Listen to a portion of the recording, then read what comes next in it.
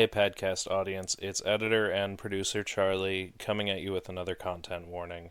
Today's episodes deal pretty thoroughly with themes of sexual assault, and we understand that that may be a topic you're not comfortable listening to being discussed at length. If that's the case, please go to the 53-minute and 21-second mark and enjoy the episode.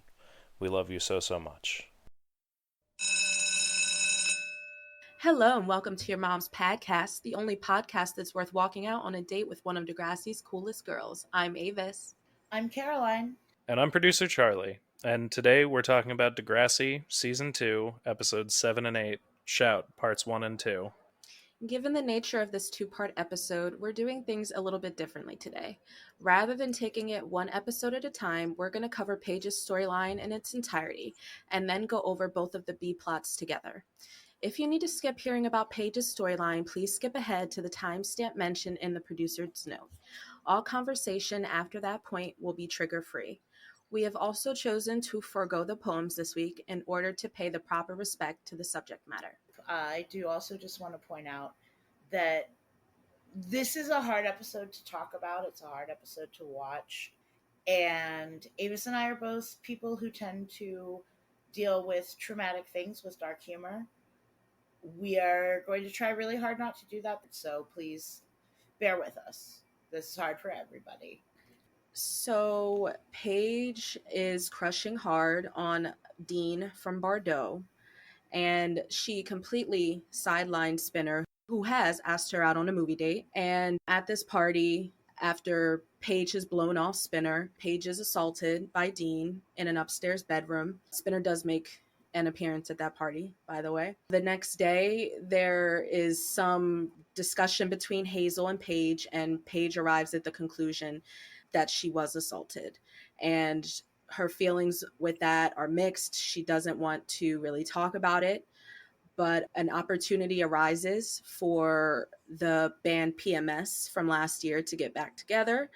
It's a Pantene commercial, not Pantene commercial, Pantene sponsored, and contest for a demo and a trip to LA. And of course, Ashley becomes involved in this because her lyricism cannot be matched. And through Ashley's research about sexual assault, she comes up with lyrics that really hit home for Paige and allow her to take back her voice against Dean. And the episode ends with Paige visiting Miss Sauve's office, the school counselor. Yeah, so I mean it's a heavy ass episode. I feel like we were talking before we started recording about how, trauma's different for every person. Every person has a different experience, and just speaking for myself, Paige's experience is not my experience, and I do have experiences that are, you know, adjacent. However, I feel like the traumatic nature of Paige's arc throughout this episode, I really appreciate that once again in true Degrassi like after school fashion, they want to tie it up neatly, and I do appreciate the empowerment. But I also appreciate that she's seen going into therapy at the end of the episode. I think that's probably one of the most hopeful parts of the episode for me, is that she's getting help, because I don't know if that's everyone's experience. It certainly wasn't mine necessarily, you know. Yeah. No, I was looking at like the episode guide just in plotting our recording schedule, and I had forgotten just how long this storyline actually carries. Like, and you're Mm-hmm. not talking about it every week. We're not seeing it, but she doesn't really get full resolution, or like the full payout doesn't really happen until season 3. Yeah. Yep. And it's still like it's definitely something that I think it's realistic. And Degrassi does, not to get too far ahead, but they do realize that breaking out of the format of trying to tie everything up or give the warm and fuzzies at the end of every episode. That's not, while that is good for that arc of the episode, that's not realistic. And then they actually do make an Right. effort to go and like not even elongate, but accurately portray trauma at its different stages. So I appreciate the Paige. This is not the last we see of Paige's, struggles against what Dean did to her. And I feel like one of the biggest things I struggled with in this episode, I've always struggled with, is the portrayal of, Paige being so herself and wanting and flirting and being so love struck, and then that leading to her assault. I think that it's one of those scenarios that we tend to villainize. And I actually appreciate that a character like Paige, that she was the one going through this storyline, because she is actually a character who does have a lot of anger, who does have a lot of like alternate behaviors. She's seen as the mean girl. She is not Mhm. necessarily seen as the perfect victim, so to speak. Well, and it's nowhere near as on par as rape, but it actually really resonated with me because I don't know if I've talked about it on the show or not before, but I had a boss when I worked at a bank who would like come up behind me and pet my hair. Mm-hmm.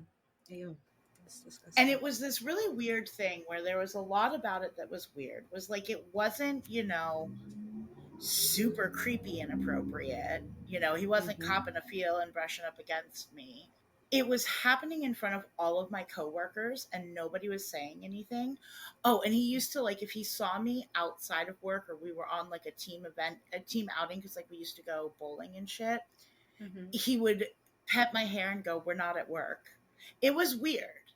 But also this manager was a very very very attractive man, Mm-hmm. and so, like, over time, it got really weird. But at first, there was like a week where I was like, oh, this attention is really nice. Right. And it's not the same thing at all. It's not the same as the storyline. It's not the same level as like being raped. But there is that weirdness in like being violated in some way by someone that you find attractive. And that's complete. I think that's super relevant to this episode, because Paige ends up blaming herself. Like, that is a real thing that she says. Like, I didn't drink, I didn't, dress like this, I didn't go upstairs with them, like, but I appreciate that Hazel's like, that still doesn't mean that you deserve that, or that you asked for it. I Right. think she says, like, I mean, that's still something that we have to, that's so relevant today. Like, that's still something that we talk about. Like, we still blame a woman for, pursuing someone. Sometimes you don't get that, personality switch until it's too late.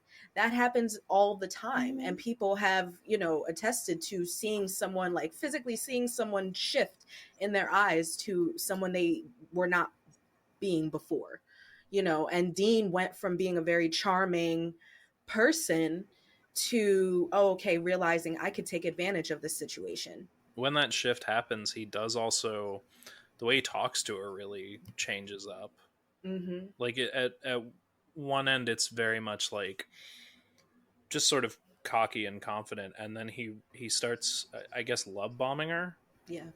Yes.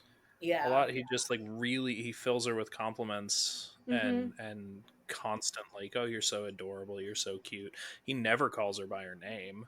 Yeah, Mm-mm. because he probably doesn't remember it. He calls her spirit.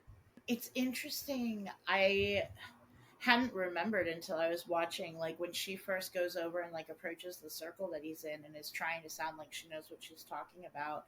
Mm-hmm. How like clearly, I don't know how to articulate it, but he's like making fun of her, He is. He is. and in his tone, in his like Mm-hmm. facial expressions, and like yeah, It's Yeah. antagonistic. Yes. It's clear that like, he's not playing the same game that she is. He doesn't see her as someone that he's trying to get to know. He sees her as someone he can prey upon. Mm-hmm. Like that's the reality of it. Like Paige is seeing it as, I always interpreted the line as like, oh, I'm this close to mean, I'm this close to making a real connection with him and being his girlfriend. Right. She wasn't expecting to have sex with him. She was. She was She no, would have been she would have fine making made out in the out dark with, bedroom, yeah, she and would have that would made, have been, and that would have been fine. I think it's important to say. I think it cannot be said enough because, like, my mom instilled this shit in me from the time I was like young, and it's still like I found myself in situations where I felt like I couldn't revoke consent. You know, Hmm. Absolutely. you can. She could have gone up to that room, thinking, you know what, this is it. I'm gonna have sex with this guy. I'm gonna lose my virginity. I'm here for it. New year, new look, new page, and then gotten to it and decided, you know what, nope, this is more real than I am ready for, and it's still well within her rights. And the second that she says that, He needed to stop. Yeah. yeah, Absolutely. And I'm 100% glad that you said that, because absolutely consent can be revoked at any time if you say no and that person does not stop. That's rape. Like yep, that is 100% you unless there's a saying. safe word. It's a broader conversation about consent, but that's the sort of Mhm. thing that is agreed upon ahead of time. Exactly. Right, really just someone being predatory. And I think that he's like maybe 2 years older than her, or so. He's like at least maybe Yeah, 17. But I mean, he might be a senior. and I mean, that's just another big thing about the realities of being a freshman in high school, and the reality that you're going to school with almost 18-year-olds. I graduated high school at 17. I didn't turn 14 until the summer of after my freshman year of high school. Like I've always been the younger one. And I did have friends who were 14 years old dating 17-year-olds, and that's big more of a gap than you Can realize. I tell a really beautiful story? I love current day teenagers. I'm sure some of them are assholes, but a lot of what I see, they're great. Last winter, I took myself to breakfast one day because I wanted to finish my book and get out of the house and whatever. And maybe 15 minutes after I sit down, this group of high school boys sits over like 2 tables away from me. And I'm trying to just read my fucking book, but of course, I'm nosy. Teenage boys are loud. So I end up hearing one of them talking about their seniors, and one of them is talking about the fact that he's talking to a freshman. Hmm. And I'm old enough now to see like how big of a gap that is. Yeah, it And I is. felt my whatever senses tingling, and all of a sudden all three of his friends are like, what the fuck is wrong with you, dude? She's 14, that's a child, leave her alone. And it was the most Yeah. it was so beautiful to see. It gave me Yes. so much like hope That's for our beautiful. kids. Just the fact that high school, and I think it's a really big thing in this season two, it takes it up such a notch, because yes, Emma's class is still in 8th grade, but Paige's Mhm. class is in 9th grade, and they're all in the same school with, think about it, 12-year-olds are in the same school with almost 18-year-olds or 18-year-olds. Right. And that is why they, like, someone like Paige can meet someone like Dean at a soccer game. It's perfectly legit. He's playing on his school's team, but he's so much more advanced than her. He's talking about shit. She doesn't know what electro slash is, but she's so like trying to date up, and has all of these ideas about what being in high school means, coming out of that idea of being so young and crossing paths with someone attainable. They go to the same high school, or not the same high school. Their high schools meet and they're in the same division and shit. Like she sees this guy because he plays on a soccer team that a peer of hers plays on, that she cheers for. You know, it's the proximity. It's so season two. Like we're not gonna get any of this in season one. Like we're in the big leagues now. I think with this episode in particular. A thing that I noticed that I liked, but that also it felt weird and almost Mm-hmm. unrealistic, but also felt very on brand for Paige, as Yeah. like fucked up as she was over this, was that Mhm. her wardrobe didn't change at all. That I really I wanted I'm glad you brought that up because that was such a thing. Like, when planning this episode, I know we said off the top, that we wanted to be respectful to Paige's storyline and, not do it as we normally do it. But there had to be special deference paid to the fashion in Paige's storyline because it is just on point. And she is such a Yes. character who is not going to not even let she's not she's going to continue to dress. It's not about letting anything. It's like she, like, through everything, she's still going to come to school and serve the look. And she is in every single shot. I really think they forgot about Hazel because they would dress her the same way 3 times. In every single shot, What a Paige is surprise. serving looks. We're gonna talk about Paige's outfits during the storyline in Fashion Corner just because she is serving looks Paige, all Michael episode long. Chubbs. But Michael Chubbs. what I was talking about more was just like I think that it was an interesting choice because like there's a degree to which like Paige's fashion since last season has been her trying to figure out being sexy. Mm-hmm. It's most of the time you can see her belly. And which is, I don't know, like it's just like she's showing skin where she can, Mm-hmm. which is fine.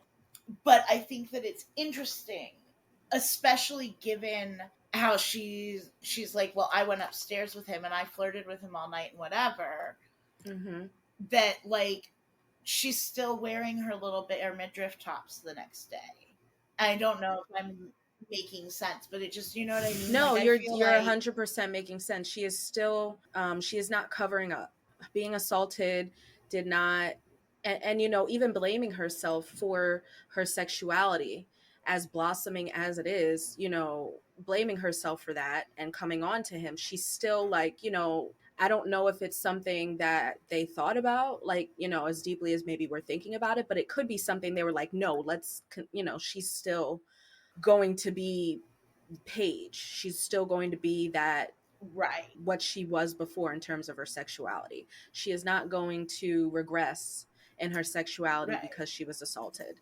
And I think that's definitely an empowering thing that the show decided to do, whether or not it was through just like wardrobe was just like, we're not going to put her in a hoodie, we're not going to do it. Like, whoever made that decision, right, regardless, I right, still think it's very powerful that she is literally, like you said, popping up the next day with one of the most iconic outfits of the season, having to put on sort of battle armor to be the queen bee every day. And right. that could definitely give her empowerment. Everything is kind of shifted mentally for her, but she's still got the control over her wardrobe and the way that she's presented. And maybe that's all she has control over, but that's still something. That hits with me too because I a lot of times like less so now because I don't feel the need to like dress for battle, but like there have definitely been points in my life where my clothing is armor, and like it may be that it's like a fun floral print or whatever or some cutesy sweater skirt combo, but like it's giving me the like whatever it is, the bright and the whimsy and the whatever it is that I need to push through whatever bullshit I'm dealing with. One thing I think I do want to mention about Hazel, other than the fact that she's, an outfit repeater, is that she does get Paige to admit to herself that she was raped. Hazel is amazing in this episode, honestly, except for her singing. Except for her singing, thank you. Like, that's an important note. And I know that I can hear that they told Andrea to just not sing well because damn, that's Yeah, like there's no way. Her voice, I can hear the voice under it. You have to be a good singer to sound that bad intentionally. yeah, But I really think that that's one of the things that when they want to, they're still utilizing Hazel as a plot device because, of course, someone has to make her realize it. But I think that it's so obvious it can't be anyone else but Hazel to get her to come out and actually, to confront her with, if you It said could have been no, Ashley. that's rape. It could have been, but I don't know if it could have been that early on. It wouldn't have come. It wouldn't have been that early on, and it couldn't have come in the same way. But It like, would, if they you cut could have out. totally forgotten the Hazel part and just had the Ashley song I making. think you could have. I think it maybe wouldn't have been as believable for me because they're just not, Mhm. they are old friends, but I just think that the way that Paige, It wouldn't be like the conversation it was with Hazel at all. It would be Ashley writes her song, Paige gets mad about it, and in getting mad about it, she figures it out. yeah, right. She would figure it out, but it wouldn't be the whole But it "I wouldn't. didn't No, want she to needed do it, Hazel. Hazel." Right, because she's actually like, "I didn't want to do it." Like it wasn't sweet. It wasn't, and it's over. She even gets nasty with Hazel. And I'll change seats if you don't shut up. Like, like Yeah, there's Hazel trying to be like, "Oh, it was a sweet, thing." And even though they're someone who knows a little bit about, the signs of someone being abused, might hear her saying that before she actually says it, might hear those warning signs in the things she was saying, and her distress and like unsure about, she's not even able to say it. I love Hazel after they've had that initial conversation. Once she knows what's going on, like Hmm. when they're in the music room the first time with Terry, who suddenly knows how to play bass. Spectacularly so, yeah, she does. Because PMS And they had that backing track. That's it what they was had. three That girls and a that Mr. keyboard. Simpson, produced on a Casio. Y'all ready for Like he's this? on the computer, whatever. And Terry doesn't know. It's new year, new Terry. She's trying to stick up for herself more. Which was immaculate. It was so great. And I mean, even though I'm like, Terry, but I She love you, didn't but know. Like, no, not she, towards Paige. I'm just saying she still, like, it's like I want you to stand up all the time like this. Not right, just against Paige, because like, Paige sometimes deserves it, but everybody gives you their ass to kiss. I want you to stand up immaculately for yourself all the time, Terry. But yeah. right. But the way that Hazel is like immediately there to mediate Yeah. and be like, no, let's not, like, and kind of save Paige from having an outburst. Yes. And yeah, I think and Hazel is, the second fiddle, obviously to Paige, but I really do think they utilize her in this episode to just be, I feel like she does important emotional work for Paige in a way that, she wouldn't have if she didn't have, she would have had to learn over time versus getting that conversation about it not being her fault, no matter what she wore, no matter what she did, that she said no and he raped her. And I think that's some Olivia Benson shit. Like right off the gate, like you need that, Right, like, this is not your fault. And of course Ashley would have, I believe there's that similar conversation, but right. they're just not. And I mean, it's good that it comes from someone she's not actively friends with, obviously. It's It's just a little different. interesting too, though, that like she does go to Ashley, Hmm. Right, to and save not the that group. she's like, but like I think there's some part of her that knows that Ashley's gonna bring something that she needs to the table. Oh, 100%. And it's like there is still that vulnerability that she shows that makes, maybe if they were a little bit closer at that point, Ashley would have realized, okay, why is Paige talking to me about wanting real stuff, pain, abuse? Why does she want a song Right, about that? But Ashley's just like, research, let me get my, like now I can write a well fleshed out song. And but it does eventually lead to that. But I think that vulnerability and Paige coming and being like, yeah, I want to talk about the band and subject matter that's deep and everything. can I just say too, that's frustrating to me, and like I get it, because Ashley's somebody who like wants to be a writer and wants to be tortured and really doesn't have anything that bad happen to her. And I think like this scene actually is one of the like led to me hating Ashley, is like how excited she is about what she's learned. Mm-hmm. And like on one hand, I can totally like sympathize and relate to or empathize or whatever with that. Mm-hmm. And on the other hand, I watch it, I'm just like, oh, like It's it's painful. it's cringe. It Just showcases her ignorance Mm-hmm. mm-hmm. in the situation. Mm-hmm. I I do want to kind of push back a little. I actually, for the most part, really like how Ashley kind of fits into this storyline. How they have that conversation at the end where Ashley learns, like without explicitly being told, like, Mm-hmm. oh, Paige has been raped. Mm-hmm. And I think it also kind of the way that Ashley acts also makes sense for somebody who feels like she's been ousted by a person who used to be a friend. It makes more sense that she wouldn't necessarily key into something is wrong with Paige or Right. something happened Absolutely. to Paige. No, Right. If definitely. it No, right. Yeah, I agree with I that. like I agree with that. Ashley in this episode. It's just more I that do like like that it's moment yeah. speaks to the overall stuff that I don't like about Ashley. We'll get to that, but Ashley shines in this episode. She is someone who helps Paige come to terms with her trauma.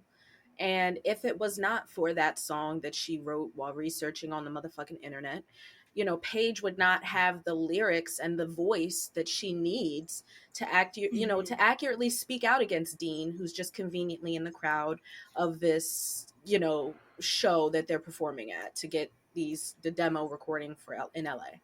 I'm just like I always thought that was like a mirage or like a dream, and every time I watch the episode, I'm like, he was really there. He's really there.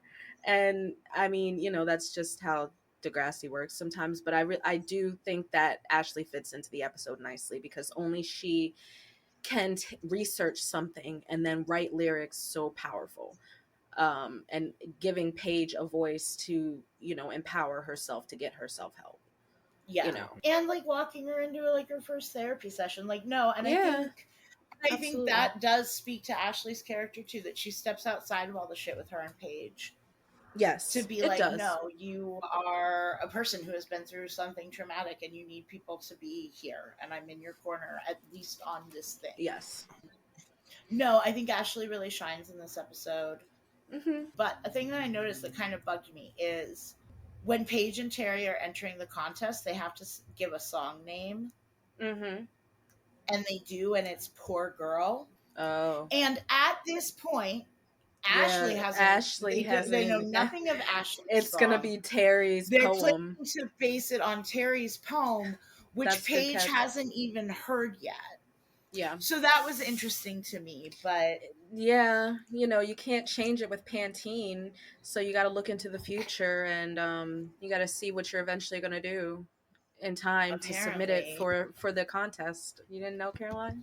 That's how it I did not works. know. That's how it works. Yeah.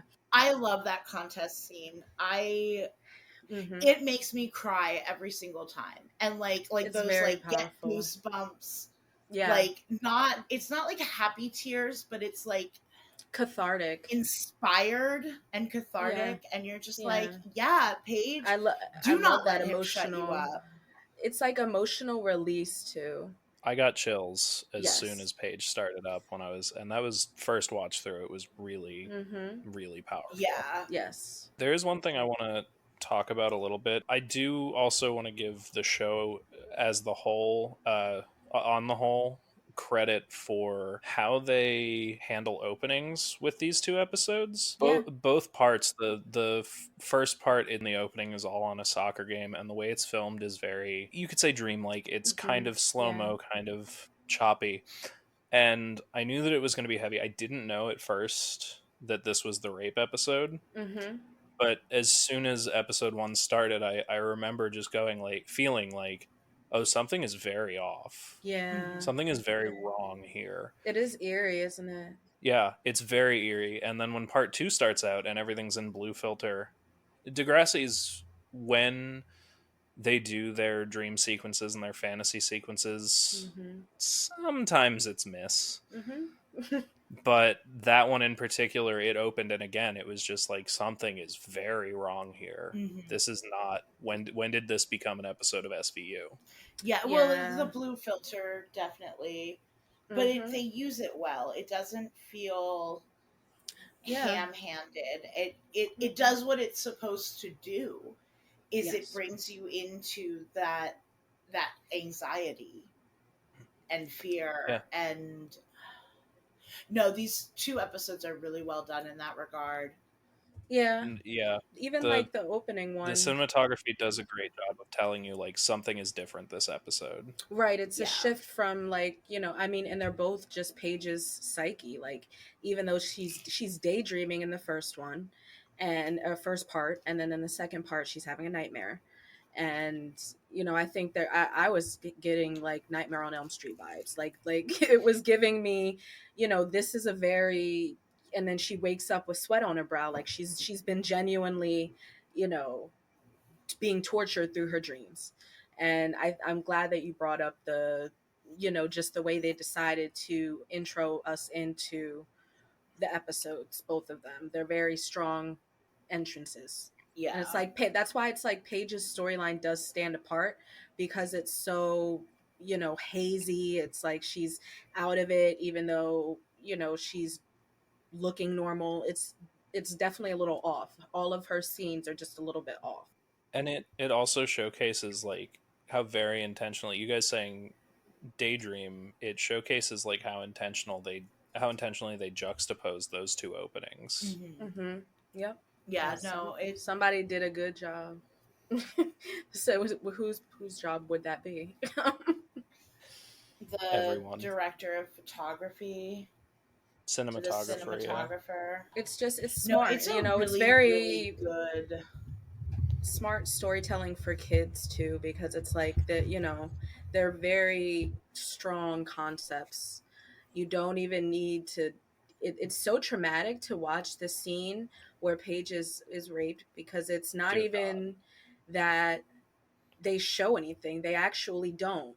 For those of you who did not watch this episode, what they do is they show Dean with a condom and unbuckling his belt. And it's, essentially you hear Paige, saying, no, I don't think so. Like, no, no. But it pans away from the And you see actual, like out the window into the yeah, and party, the party. You see the which party. which I think is Specifically, you really. see Spinner. You see Do you see Spinner. Spinner? Yeah, He's it been at pans the to Spinner gate. at the party. Yes, yes. Yeah. It's like the same sort of shot as when Hazel told her that Spinner was there. It's like he's hanging in the same jet. It's like I really think it's one long take that they just split up, because it's literally he's in the same place and he's just interacting with people in the party, Hmm. towards the front of the party, like he just got there.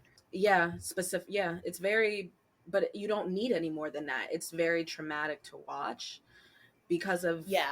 just the acting. The acting is very like like you said, it's not over the top. There's no ham-fistedness. It's just very real Hmm. and act and very delicately handled, because I don't think that you need any, there's no like exploitation of the actress. She's portraying something very uncomfortable in a way that you get no matter how old you are. I watched this episode maybe when I was, a little bit older, 13, but I always understood, and it always traumatized me to like rewatching it is just Hmm. like, damn. It speaks really well to how, again, kind of from the cinematography to the subject matter, they take this episode very seriously, Hmm. and they take this subject very seriously from start to finish. No, I'm not excited, but I am excited, Charlie, for you to kind of watch this arc play out and to like get Yeah. to experience you experiencing it. It's definitely a great arc, and I think that, just I haven't rewatched from, beginning to, I feel like purposefully in a little bit, maybe since the pandemic. So for me, that's enough time to be like surprised at things. So I am definitely excited to watch you, Charlie, watch this arc, because it's so, it's not even, it's just such a realistic portrayal of how things go. And, your heart breaks for Paige from the moment it happens, and it doesn't stop. It's Mhm.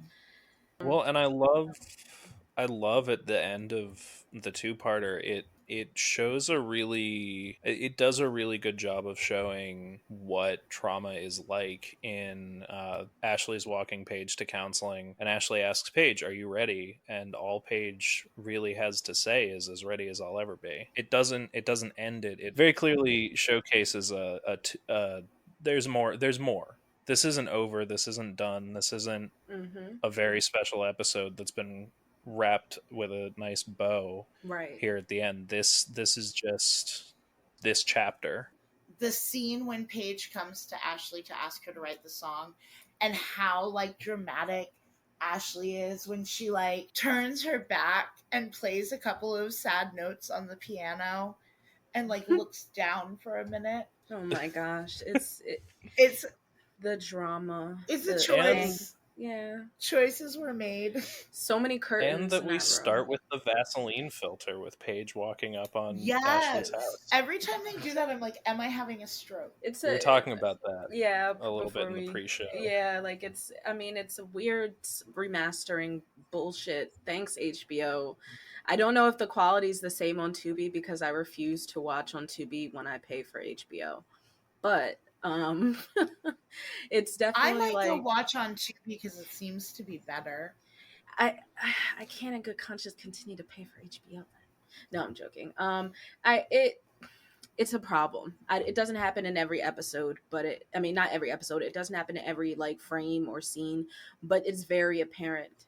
The quality looks like smeared Vaseline on the lens. That's just it's if it bothers you, it bothers me too. We're both bothered by it, but yeah, I'm trying to think. So one thing I will discuss. People don't want to talk about the actor who played Dean. They don't want to talk about him. And I just want to say this actor did a phenomenal job. He comes back, he does another phenomenal job. He comes back and I think he does another phenomenal job. And I mean, he's a great actor. I think that he did a hard portrayal, but I don't necessarily think that it's fair to demonize the actor No, it's not fair to demonize for the actor. doing such a great job and like if you hate him it's because he did such a great job Mm-hmm. portraying such a hateful person. That's not easy. At least I wouldn't imagine it to be easy. So I think I just wanted to say that because I've found that it's such a weird thing. It's like, no, that actor is allowed to go on and play other things and do other things and be charming and everything. Like that was part of his character, to be charming until he wasn't, you know and I think he did a fantastic job. And it's like kind of separating, the actor from the character. No, I I would I agree. can I can honestly say there's a stark difference between playing a villain who is exaggerated in being villainous versus doing something realistic. I've had a role where that happened, and as soon as it got real, my comfort level and everything just it changed. It's not the same What at was all. that? That was Callahan. Callahan for the most part is like really cartoony in that musical, and then there's the scene where he forces a kiss, which isn't like big, but it was a subject I was not comfortable doing, and I had to be told like you have to be a dick for Yeah. this. To clarify, Charlie is talking about the show Legally Blonde, the musical, in which he The once game. played Professor Callahan, who's Oh, the professor that nice. makes a pass at L. Well, you being And it read Legally really, Blonde the musical, not the forcing kiss part, but Mhm. yeah, yeah. and it really was like, except for that scene, it was a very fun role for me. It was kind of the like, this is my Disney villain moment, and then the second it got real, Right. even a little bit, was it's hard to push yourself into that headspace or into that kind of a role. Right. And I mean playing evil is fun because I think evil and like cartoonish evil, like you said, like, someone like the Queen of Hearts. She is a cartoonish evil person and I think it'd be really fun to play her. But like being a human monster, it hits too close to home and I think that it's extremely easy to just be like, that person makes me uncomfortable when they're acting, so I just don't want to look at them at all. Like I don't care anything else they did, they're tainted, you know he's like, that's like the act, that's basically Dean's actor. He didn't He's actually rape not. He anyone. is To our, attractive. that's Like, never that's and honestly, I think that's important. I think like we've moved away from it substantially, but I think even still, like there's this almost like there's this picture a lot of people have of rape, of it being like a stranger in an alley and some creepy gross guy and whatever, and like no, it's the hot guy on the other school's soccer team. right. Yeah, And like, acquaintance rape is a thing. It's a very prevalent thing. Random crime, it happens, but honestly, it's most likely to be someone you know. right. He's not the kind of guy who is trying to be a brute. He is not going to be a brute until he's going to be a brute, like till he's Until he forcing knows he can himself get away on with you, it. until he can get it right. He's behind closed doors. He's telling her to whisper. Well, because He's he doesn't need to grab you in a dark he alleyway doesn't because he's need handsome to. and he's Exactly. charming. Like, yeah, she wouldn't have gone upstairs with him if he looked like Toby. Yeah, there's literally like, But think like, about don't, damn Toby. Don't no, Toby's we love you, Toby charming. Jake is Goldsby. cute. But it's just I get what you're saying. It's a different sort of vibe. Like, think about, not to bring it to other properties, but think about tween shows where girls are chasing, boys they find hot. Like, there are I forget the guy in Lizzie McGuire that Ethan, is Ethan Kraft is he's such a fucking airhead, but Lizzie is chasing him around town and falling over herself in pursuit of Ethan Kraft. They all do. And it's like, we don't blame that sort of pursuit. It's seen as a part of growing up, and you're into boys and you're mall stalking and everything. And like, that's what Paige is doing. She right? finds And him like attractive and the she's like shooting difference, her shot. Like, she's not, none of that was and it leading is to literally what she thought it just was. luck of the draw. It Thank you. It's, and any other, I feel like in other I don't know any statistics. I'm not claiming to. No, But but like, how many situations? I can't like. There have been so many times in my life looking back where like it was just luck that I made it out yeah, that okay, and you right.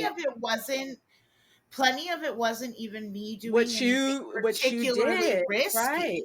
Right, yeah. I mean, It's, you're shit. just living your Just life. being like a young woman in my 20s and like spending the night on a guy friend's couch because I Is, don't yeah. feel safe driving home. Yep. Every time I woke up and hadn't been raped, that was Hmm. just luck. Yes. Like, Yeah. And I mean, it's tough and to there's think nothing wrong. about it Like, that yes, way, crash but on your yeah. friend's couch. Yeah, right. It's tough to think about it that way, but that's literally, I think that's kind of what this episode is saying, that it's not like Paige didn't do anything wrong.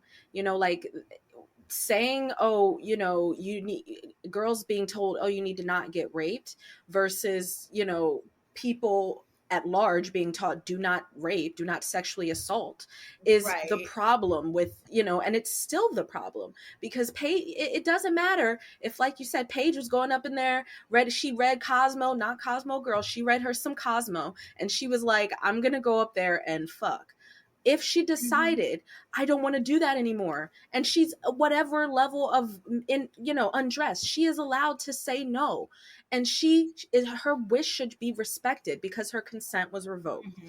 And it's 100% on Dean for Yeah, continuing no, to Dean is a going forward. rapist. There's many different kind of rapists. He's just not the kind of rapist that sneaks through your window or grabs you in an alley or kidnaps you or whatever. But No, he's he's the still a more common kind rapist. of rapist. Right, he's the more the guy who's going to take advantage And of you. it's, and She like, was drinking also, so he got her an alcoholic drink. She did not ask for an alcoholic drink, he just got her one.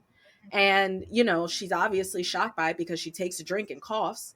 It's it She was not, there was ways that he escalated the situation. and there was stuff that like he didn't even do, like Spinner showing up No, yeah, there's stuff was that he didn't made her even be do. like, let's go Let's go inside. up. Like, and Yes. it's one of those things where it's like, okay, yes, technically speaking, he probably would not have raped her that night if she hadn't Mm-hmm. gone upstairs with him. But probably he would have been like, "Oh yeah, I can put a little bit of effort into this," and Mm-hmm. Yeah, he would have, boom. Like, because that's the guy he was. He would have done it eventually. and and there are hopefully plenty of guys in the world, even when you're in that age range, who you could have gone upstairs with at a party, and even if they did think you were going upstairs to fuck them, as soon as you were like no, they would be like, "Oh, okay." Okay. Right. Or Right. at worst, do that thing that guys do where they're like, they'll go back to making out for a while and then be like, "Are you And then sure you try don't want it?" again. Yeah. Which, like, don't do that Do that either. It's either. not That's cute. shitty too. Annoying That is somebody into consenting is not consent. right. Pressured consent is like, you shouldn't have to pressure. It should be an enthusiastic yes. It should not be a, Yes. like, if you're not getting thumbs up, man, do you really want it? I'm Right. sorry. Like, personally, I Enthusiastic, like I yes. like to be very clear. Like, are we doing this? We both Right? wanted, like, yeah, yeah. Like, no, it's definitely, like you said, the fact that Dean, as soon as he saw that he could get away with it, and he saw the opportunity present itself, he did it. It's not because of what Paige did, it's because of what he did.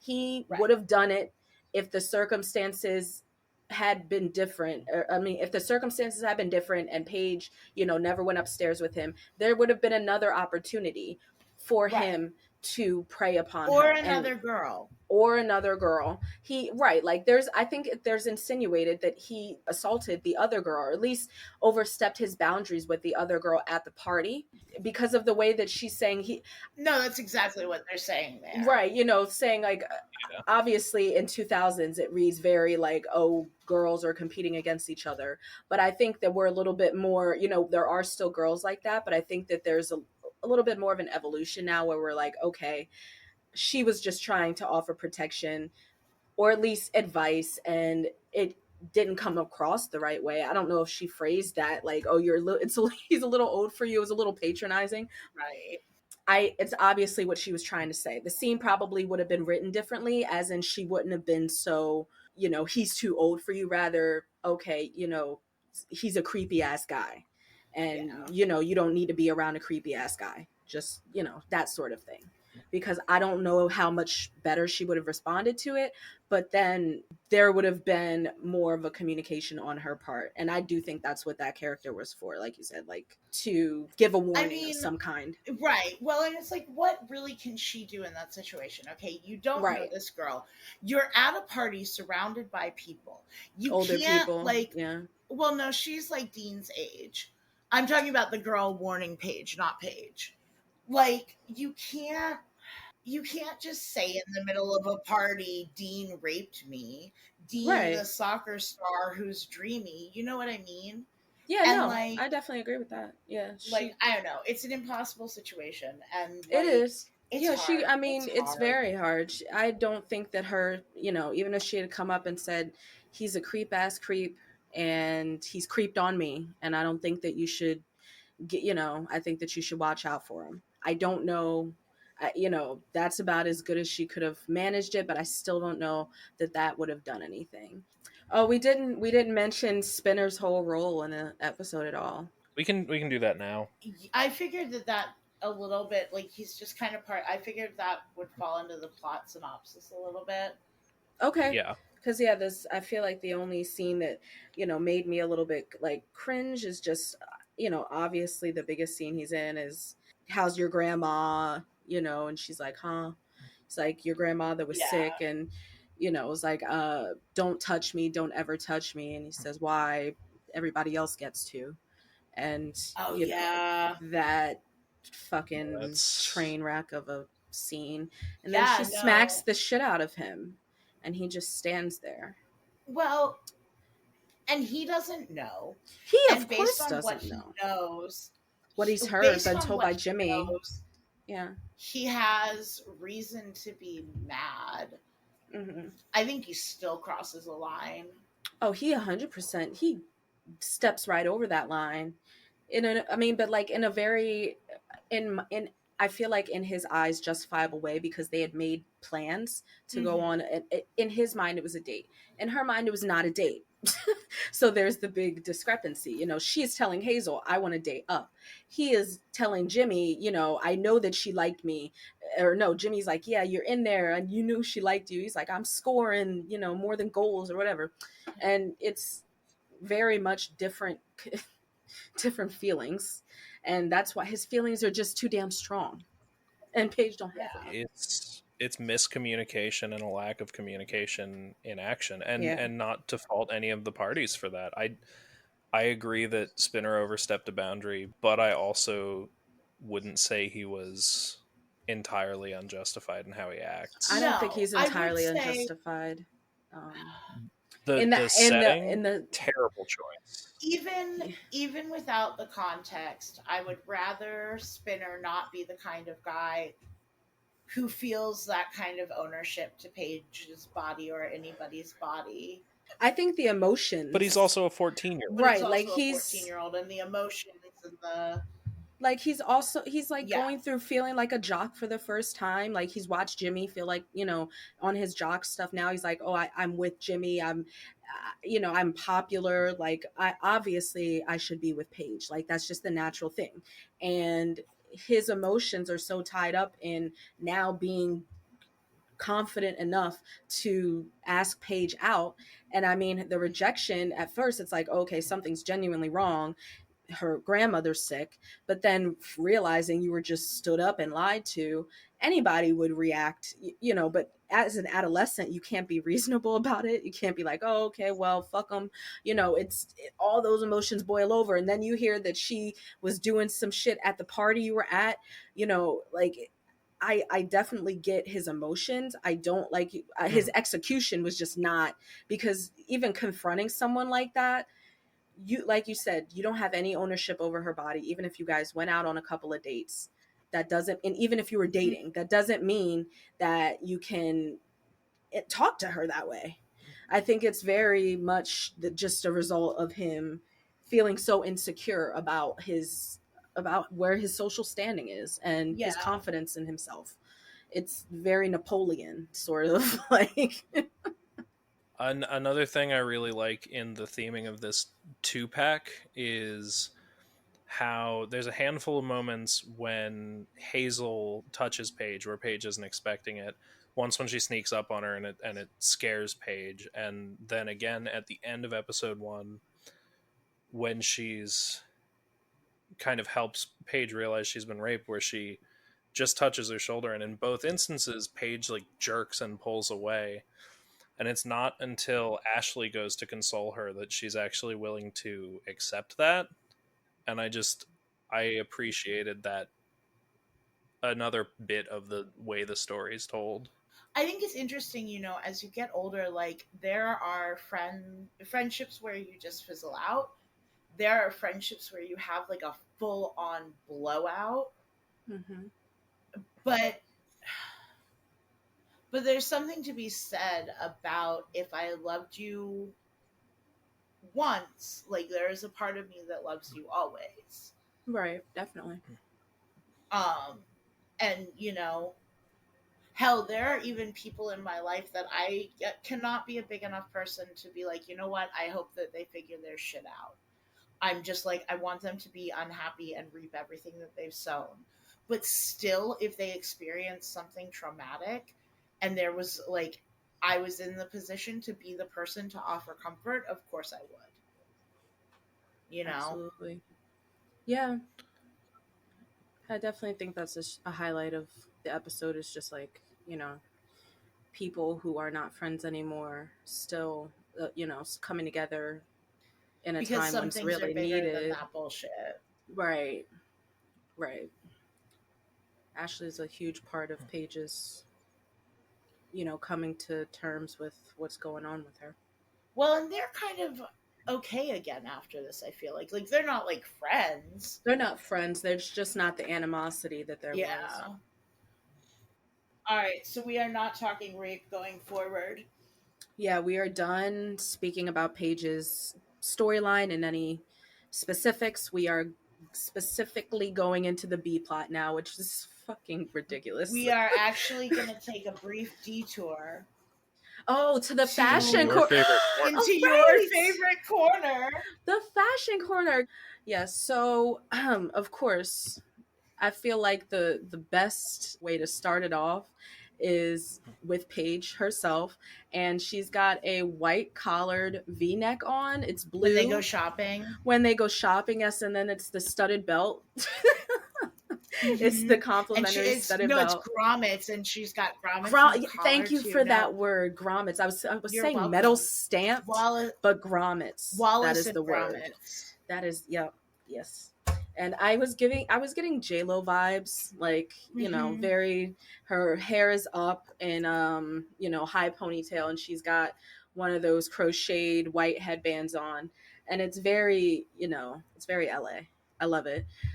And then we go on to Paige and Hazel's complimentary cheetah party ensembles. I hate Paige's outfit. I mean, the off the so here I like elements of Paige's outfit. I like the off the shoulder. Hmm. I like the belly. I don't like the ruffles. And I I don't don't like the like the lace. ruffles, and I don't like the way that the like cheetah print works into the like. I don't like The it. pattern, I the overall pattern. Yeah. I want to say I don't think it's her color. Mm-mm. No, Mm-mm. It doesn't work well with her skin tone, and I think that it And washes her. It doesn't wash her something out, but it's just not complimentary. there's something about like the ruffles that is like, even with the bare shoulders and the belly, it's It's giving fucking Little House on the Prairie, it is. It is. And I and I mean, don't like Hazel's it. isn't much better, but for what I think is I like that they dressed, you know, so complimentary. That they look They like went shopping bookends. together. Right. Hazel's, I don't know. I think Hazel's looks better. Like Looks better for her body type, especially because I like that it's short. the And color her is great. legs look great. Yes, and the hair. I think with Hmm. so No, much Hazel looks really cute at this ruffle, party. that having her hair up would have helped, but it does give. Now I'm not going to be able to unsee it. It does give Little House on the Hmm. Prairie because her hair is flowing of her luscious Yeah. locks, and then she's got ruffles, and they're brown ruffles, and with a lot of interesting white trim, lace trim, With like, yeah, but and it's not like lace, it's like eyelet trim. eyelet, yeah, yeah. It's a lot going on, and I hate it. I Um, also it's also just not a cute dress. I it's also the have little it's two piece. not. It's she's got way better looks, Mhm. which to a degree I almost think includes her like all brown outfit, Oh yeah, I have. Oh, except I have a couple before that. oh, go ahead. Okay. I wanted to highlight Hazel's like orange eye makeup, her golden orange eye makeup, but I don't like Hazel and Terry's basically matching peasant blouses. They look, they both look really, again, like colonial. Like it's giving very, well, no, not it's giving frontier, not colonial. It's giving frontier, and I don't like I don't like them. But then Oregon yes, it is. Trail. Yes, giving Oregon Trail, but I don't. I feel like Paige's iconic because I think it's one of the most iconic outfits of this season. Just the brown outfit.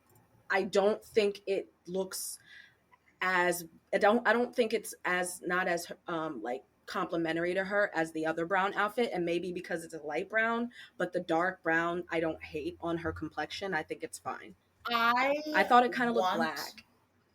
I want so badly to like that outfit because I think that there's a lot that's really cute about it. I like the Hmm. cut where Hmm. like it's not full bare midriff, it's like just her Right. hips. That. Yeah. Yeah. The brown on brown works, It but does. the They're like sides, leather kind of pants. the sides look like a bunch of deodorant stains to me. Yeah, I was gonna say like they're I call them like white, details down the rib cage. I don't mind it. I don't know why my brain thought it was on her pants, like that faded look, that faded white look on the pants, versus it being on her shirt. I don't mind it. I think that I don't know why they chose to dress her in so much brown this episode because I really don't think that she's dressed in brown like that before. I But think I was thinking about this while we were on the deep dive. I think that might be her equivalent of dressing Mourning. in over baggy clothes. Oh, okay. But Like, That's a she take. wears not brown to the necessarily party. dressing. She wears brown to the party. Fair. She I don't know. I feel like it's a I like the outfit. I don't I, hate it. I I wish that it didn't have the details on the sides. Okay, you don't like I mean, I don't mind the details on the sides. I think it's Otherwise, I think it's a great outfit. yeah, I think it's a like, I think everything down to like the loose curls in her high ponytail is very it's a very cute outfit. Yeah, no, I fully agree. I But, love this page look. I just the the details. the details on the side you're not feeling. It looks like deodorant stains to me. I just Yeah. can't. Uh-uh. I love Hazel in the music room serving Daphne from Scooby Doo. Thank you. Oh my gosh, Like you the guys, you colors That's like are it? off, all I could think. You but like like that? I'm glad it's someone likes so that. I, d- I I don't. was gonna call it a fashion sin. It's not a good outfit to me, but it's that was not a all I good could get with outfit, Daphne. but like the I still think Hazel looks cute in it somehow. She does look cute in it. I don't understand where her penchant for like fucking scarves came from. Just like what Because she's got the polyps. polyps. I know It's like she's because the got something on polyps. her. She's got something to rub on her throat, She's and she no doesn't like want didn't to. you She wants to make sure her throat's not cold. no like yeah, didn't you like were you okay, I don't know. I was in like competitive choirs and shit, and Mm-hmm. like fucking soloists being like, I have to protect my voice, and they would like leading up to shows wear a little scarf around their throat and just drink like hot Scarf and water tea. Listen, and okay, tea. so the hot water and tea, Yeah. because I was in high school theater, and we had a number of people at any given time blow their fucking voice out because they were doing too much, Yeah, and there, especially even when you're a lead. I was never a lead. I was usually an ensemble, but we had a couple times where our lead like lost her voice and had to be put on like a strict warm hot tea and honey and all that shit and lemon because like bitch. But I've never heard of the scarf around the neck. I figured it was for that reason, but I'm just like, you are just so it's extra. it's Extra okay, so extra. what it is like it's very extra. It's okay, so she's serving Daphne, but I just realized it. She is also serving Rachel Berry from Glee. Oh my. Or Rachel Berry serving her Right.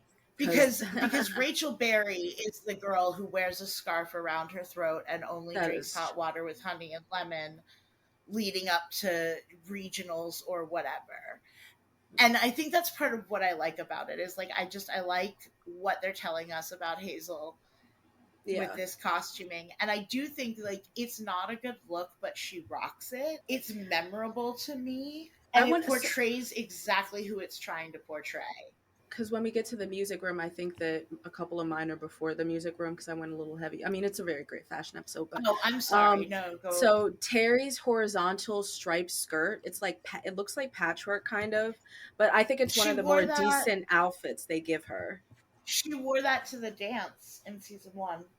Is that why I like it so much? Uh huh. Terry, you can't just wear a dance outfit to the school and She like is an outfit stress repeater.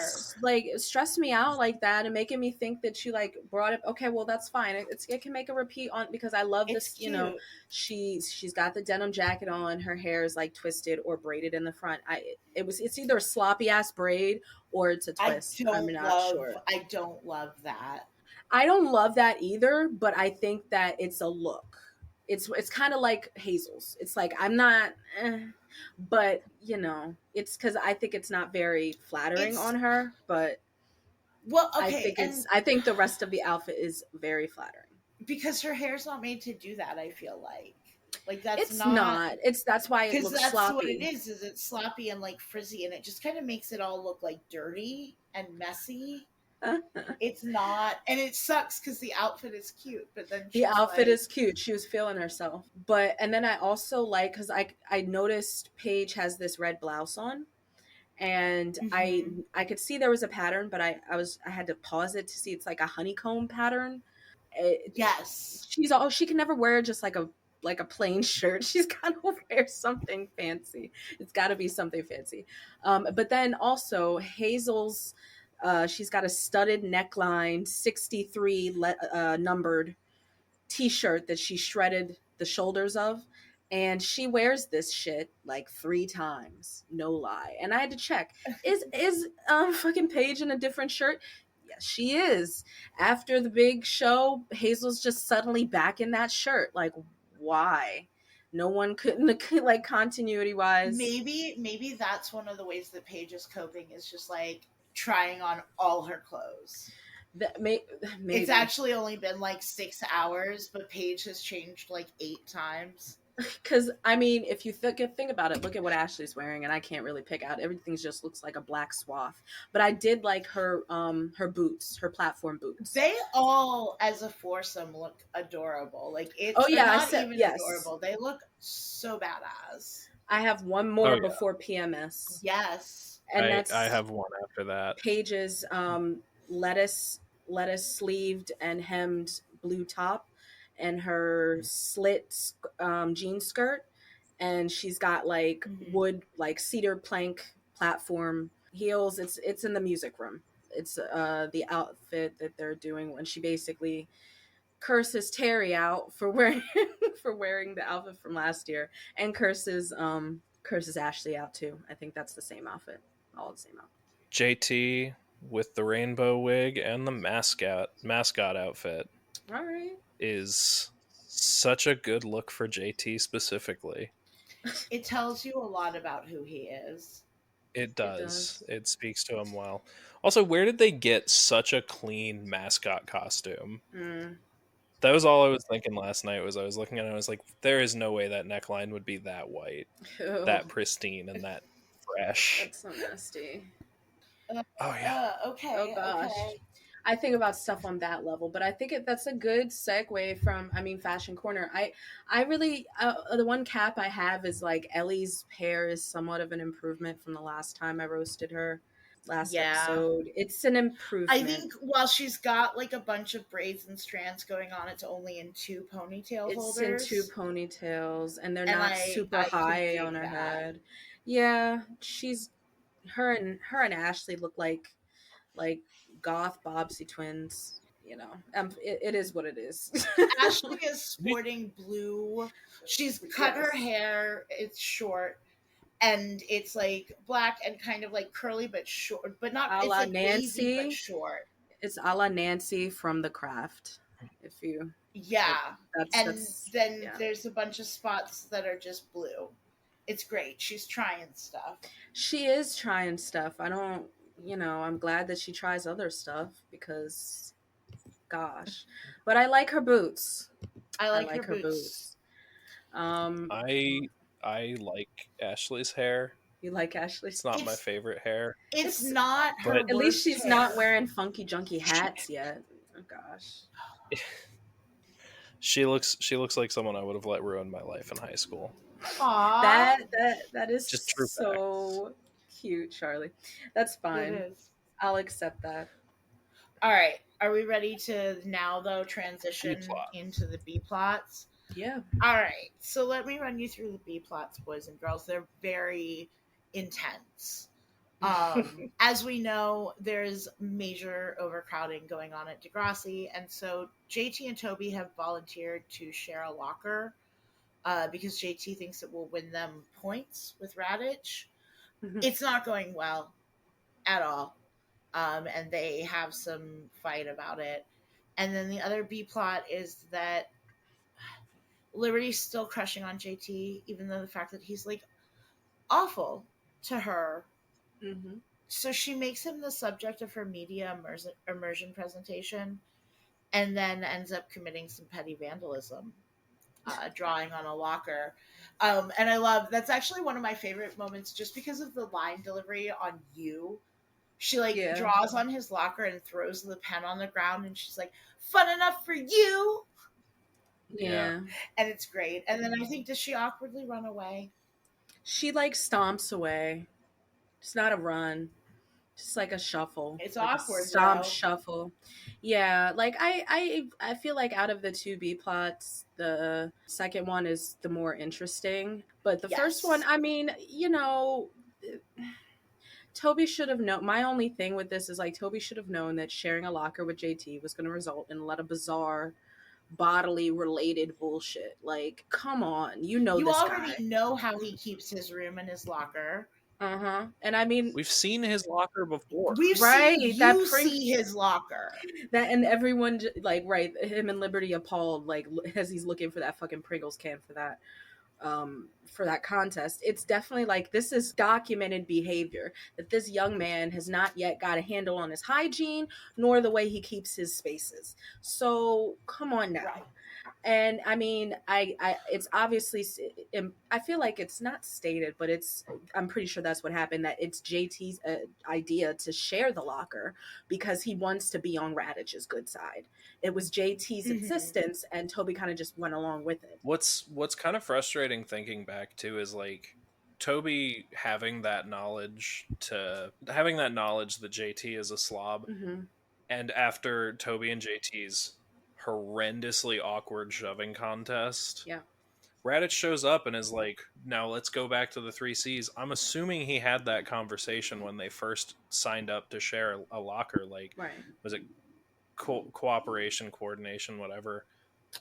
That Yeah. should have been a discussion how they were going to keep their combined locker. There should have been a strategy meeting, because honestly, I think that They know. yeah, They knew. yeah, there could have been some, effort. To be fair, maybe that conversation happened more in depth off screen, and Raditch was just, that was the wrap up. There wasn't a lot of time to devote to the B plots in this episode.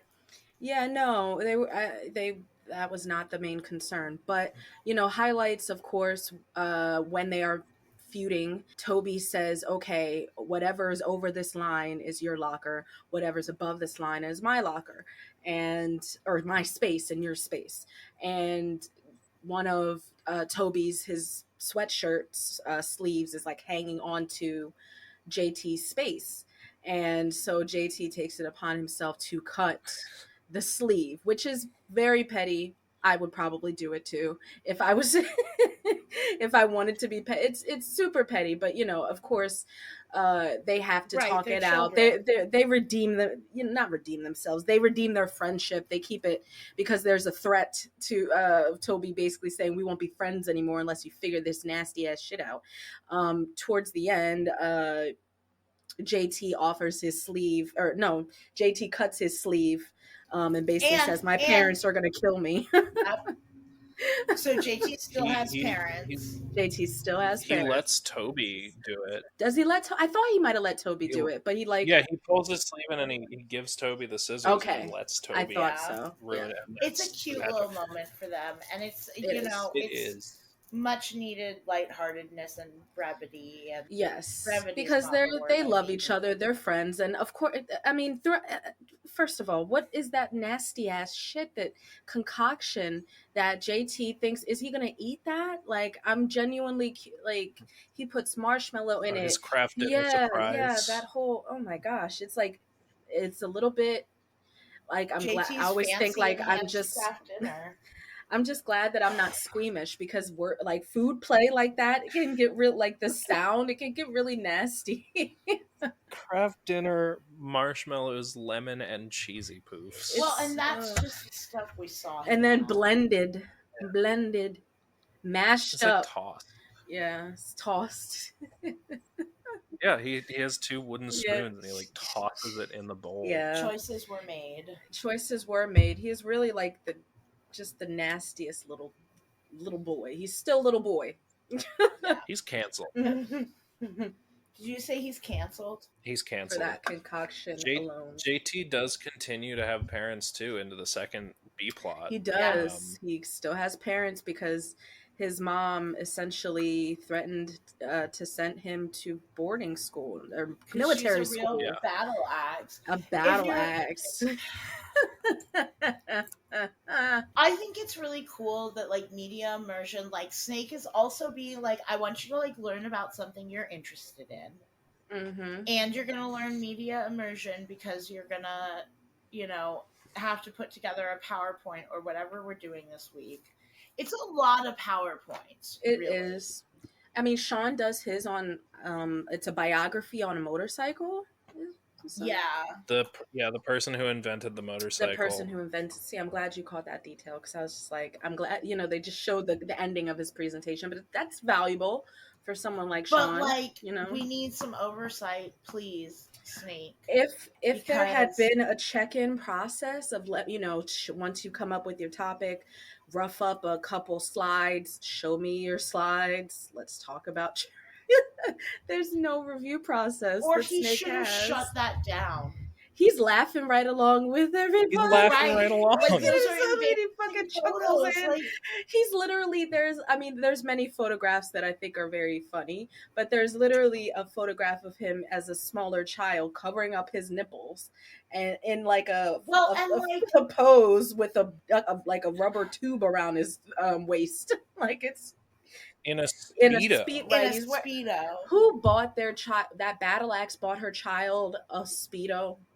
Well, no, I have to assume Yeah, that that was Ryan Cooley's parents who bought him a Speedo. Of course, Caroline. Ryan Cooley's parents, please write into the pad and tell us why. At what age did you why start were putting your these child in Speedos and why? why were these photos available to be sent to Degrassi? So yeah, Liberties. I think this whole I think the reason why Simpson's not calling it off is because he could tell that it's like admiration. However, just because he can tell It, that, just because that was Liberty's intention, doesn't mean that's how JT's gonna receive it by having his fucking baby pictures splashed well, all it over the doesn't mean that classroom. that's how his peers are going to deal with And it right, either. that's not necessarily like all the laughing was not the same. And like you work in a middle school, you should know this, Snake. He should. And the fact that it's like, I think that he just phones it in this episode with, or at least this B plot. No, yeah, this episode. Because he doesn't, there's just not that he's one of the kids. He's just laughing along with the kids. I think it's a little weird. But Yeah. yeah, there definitely needs to be more oversight in these matters because this could have been prevented. Liberty's whole like JT retrospective would have just been sidelined. Like, no, you got to actually do a biography on someone who wants a biography done on them, who's not like a peer of yours. Like, no. But of course, that results in JT coming out of a bag on Liberty, and he's a dick. He is a dick. All of them, that whole scene, but the scene with Emma and he Manny, gets shoulder checked by three I girls. loved that. I yeah, that loved all the whole, Oh, girls I because love shoulder it like too. Manny checking him. calls him a freak. Liberty just walks in, brushes him off, and I think Emma calls him like a loser. And yeah, they all like brush against him and walk away because he does this whole like mocking voice of her, and it's like, oh, and sometimes even my parents like me. Like he says a couple mean things before, but Yeah. that's literally that's the one that's like, damn. He's like, I have friends, 10 textbooks. Oh, and sometimes even my parents like, yeah, he's a little shit. I obviously he's just not happy with him being the butt of the joke, even though he's Right. always the butt of the joke. It's a different dynamic. And yeah, their little exchange at the lockers is hilarious because Liberty's her deface, she just snapped, man. She just snapped. It almost looks like she's trying to like draw an anarchy symbol. Yeah, Fun enough for you. It's so it's a good. great exchange. and There's some good fucking burns tossed back and Yeah, forth. I wish I had written more of them down, but there's like so much. what's good about their relationship is that it does evolve through this, Yeah. and they gain a new sort of dynamic as to where he's not like not even repulsed by her. He doesn't feel the need to like throw her off of him. He doesn't feel the need to be so antagonistic towards her anymore. On one hand, both of the B pots are very weak, but at the same time, they're also like cute and wholesome and wrap up nicely and Mm-hmm. cleanly Yeah, in an episode where we could use a little bit of that. absolutely. And I mean, yeah, it's very heart. Both caps are heartwarming on the B Yeah. plots. I wouldn't even necessarily say that they're weak, because again, I think it falls into like these are real emotions. These are to a certain extent pretty real experiences you could go through. It is hard to pair something though with the severity of the other half of the episodes. Yeah.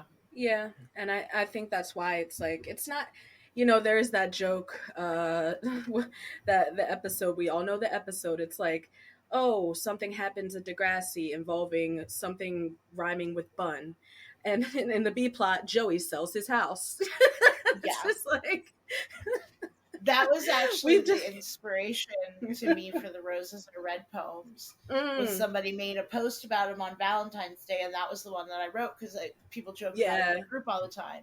Because yes. it literally says, also in this episode, Joey sells his house. My first ever Roses Are Red poem was Roses Are Red, Snake is Spike's spouse. Also in this episode, Joey sells his house. Beautiful. And a beautiful history of the Roses Are Red poem.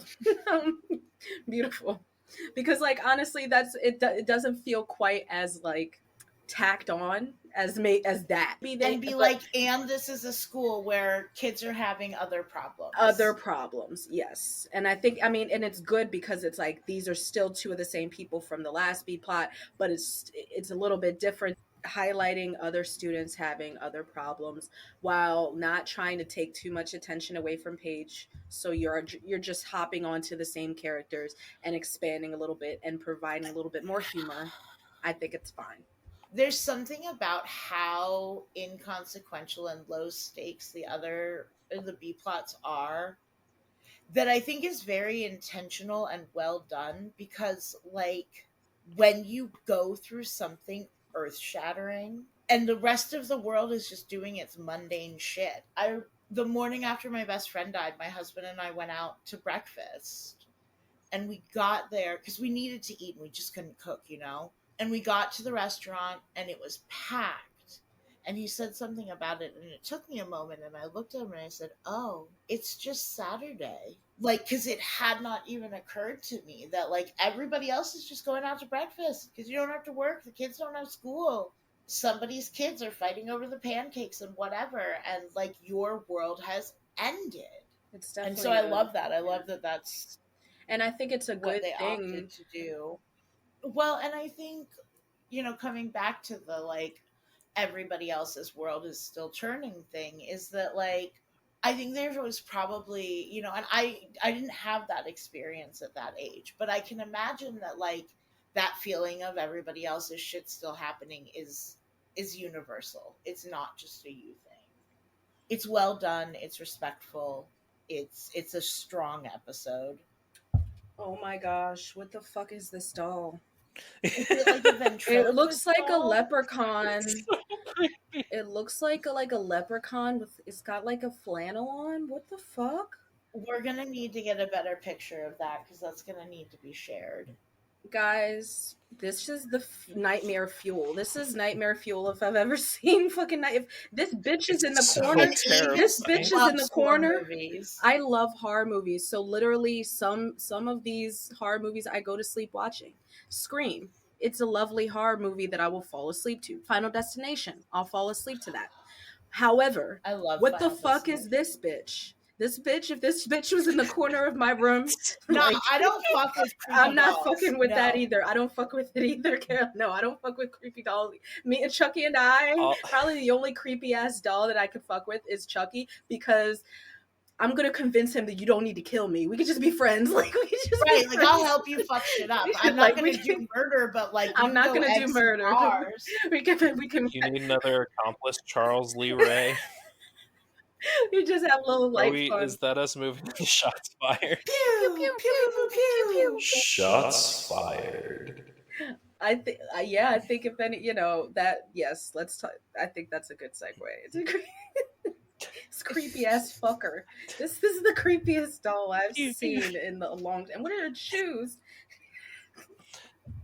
What are I'm those? guessing it's because I'm guessing that doll is in their house because Ellie has an even creepier doll in her Oh house. my Right. gosh. What is this Oh. like Phantom of the Opera music room that Ashley's mom is just letting her have? Oh my god, and she's not concerned. No concern here. You know, she's got all of the like curtains drawn. Like, oh my gosh. It's just a phase, Mom. It's not just a phase.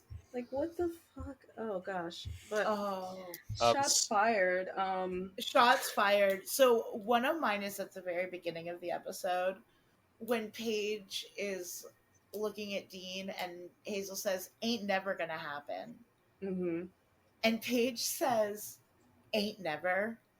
That's a double negative. You're a double negative, and you're raining on my love parade. Right. The conviction. Beautiful, beautiful line delivery. You're a double negative is like the burn Yeah, the there. burn. you are a You're yeah. a I'm gonna double hold on to that. negative. Mine is close to that scene. It's in Kwan's class when, of course, Terry. They say Terry's lyrics are going to be the song lyrics or her poem for Kwan's class, and I. It's a very repetitive poem, but one of the last lines is, "I wish I knew just what to do," and Spinner To make my remixes it. secret wish come true. Oh my gosh, to make my secret wish come true. But the my shots fired is when Spinner says, "Because my poem smells like poo." And it's like, don't you remember you were in love with Terry like last year, this young man? Well, then she threw up. She did throw up. Um, One of mine was also around Terry's poem, and I still use this insult to this day. And honestly, it's how I would describe a pop star that I'm not going to name because I don't need that fucking toxicity in my life. But Paige says of Terry's poem, "It was sweet in a rhyming dictionary sort of way." Pew. Pew Pew pew pew. pew. So my next one is, I think it comes, yeah, my shots fired too. It's before the third one. Liberty says, "I'm edgy, JT. I'm on fire," and JT says, "You're on something." Which also I love. I knew that was a Liberty line because she says it a couple seasons later, She does. and it's iconic. I didn't realize that was like a line that she uses. Yes, I Liberty say what? Like, oh yeah, you say that before the iconic part. Yeah.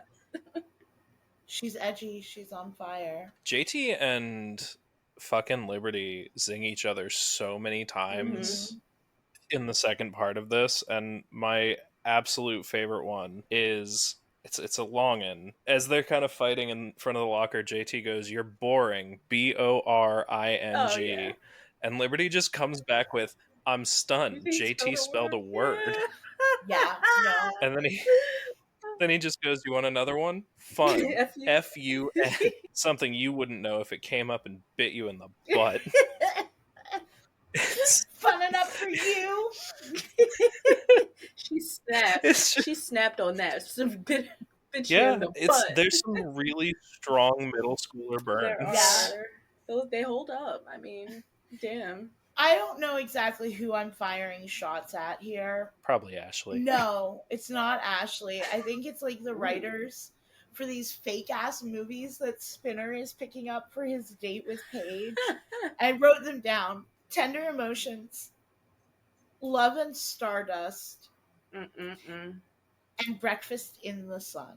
Those don't even look good enough for like Hallmark Channel, just going They by their don't. titles. And I have But one yeah, more. go ahead. Me I too. think you said it earlier. You were like, "Is this a shots fired?" I was like, "Of course." But Hazel hangs like she holds up a sign that says, "I can't sing," and Yeah. Paige is like, "Hun, you're not that bad." And so she flips Oh, the sign and says, "Polyps." When Liberty's doing her presentation and she opens up right after she puts her first slide of JT, I'm JT York here to talk to you about my all round favorite subject, myself. My other burn is that Hazel, or shots fired, is that Hazel's been taking voice lessons for 3 years. Oh my gosh. And so I Yeah. believe that that voice teacher is shooting shots, firing shots at Hazel's parents by continuing to take their money. Right. We do have a couple of Huns. We do. We have, obviously, in the Hazel can't sing, Mm-hmm. when Paige And says, you're not "Hun, that you're bad. not that bad." And then also in the first episode, when Hazel's like, "Ooh, you and Spinner are gonna be going on a date, whatever," and she says, "Hun, Spinner and I are just friends." So why'd you have to fuck up Terry's chances, bitch? True. True. Terry's over there like obsessing over fucking contests and shit and getting her hair badly braided, and you're just you like you could have just given her Right? you could have just let Spinner be fair property. So should we talk about our shining stars and our super bummers? Let's Let's do do it. it. So Let's I get have the a super yeah. bummers out of the way. So obviously it goes without saying that Dean is a super bummer. You know, we're not going to get into it. He does come back, so that's why he doesn't fall under the whole plot device thing. To move right along, I think that I'm going to throw in like most of the grade 7s on my or my they're not grade 7s anymore, the grade 8s on my super bummers cuz all these bitches bum me out. JT, Liberty, Toby, Emma and Manny, you guys all suck. Wait, what are Emma and Manny even doing? Okay, Yeah, so they're not really. so they literally pass by, they brush by JT. Emma says loser, Manny says freak, Oh, and see, they didn't bum me out there. they bum me out because of like the aggressiveness with the way they said it, like loser, freak, like it was just a little aggressive, and it did bum me out. I would give an honorable mention to Spinner. He doesn't know just how bummer he's being, but That's he's true. being a bummer. My shining stars were Hazel and Ashley. Yeah, Yeah, I'm gonna give an honorable mention on the Shining Star because it's not much. It's definitely not Shining Star worthy, but I think again it speaks to this character really well. When Snake sees that Paige hasn't done her even like the write up and research for her media immersion yeah, project, he's a little snarky, he's a little whatever, but he immediately recognizes like this student is going through something. right, I'm gonna give her the leeway that she needs. yeah. Yeah. And I think in that same vein, I mean, obviously it's not a lot, but I did smile at her acting and the character at the very end when Ellie came up and put her arms around Ashley and Paige and just said, "You guys were robbed. You know, you it sucks that you only got an honorable mention." And you know, I don't know. I just thought it Yeah, wasn't a it was a sweet moment. I thought that that was a sweet sentiment. Her entire redemption of her voice, and I Yeah. thought that that was something that did shine to me. Like, I know we were speaking, you know, about chills, feeling chills in the scene, and I think it's just like it's the eye contact, it's the owning of this is the situation, and I'm a fucking star, and I'm gonna fucking say what I want to say, and I don't care who's hearing it, you know, kind of thing. So not in the traditional sense, but absolutely.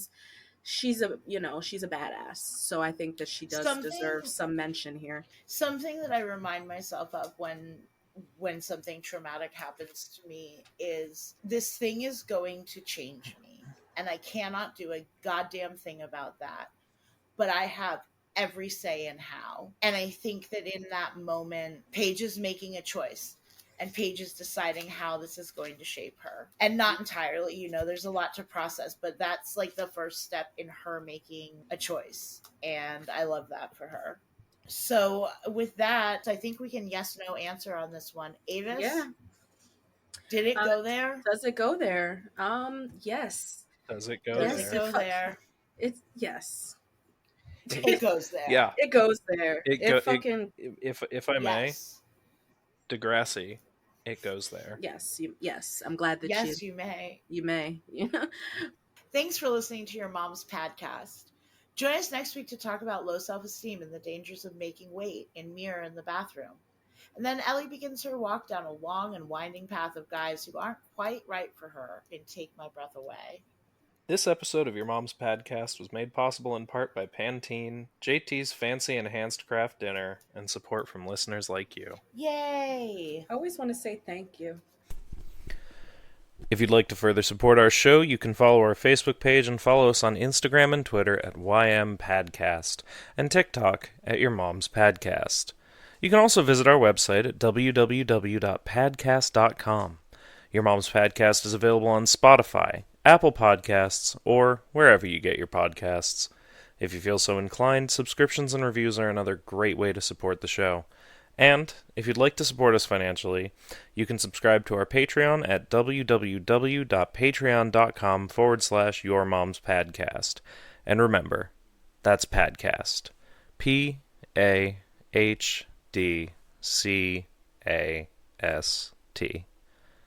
Thank you.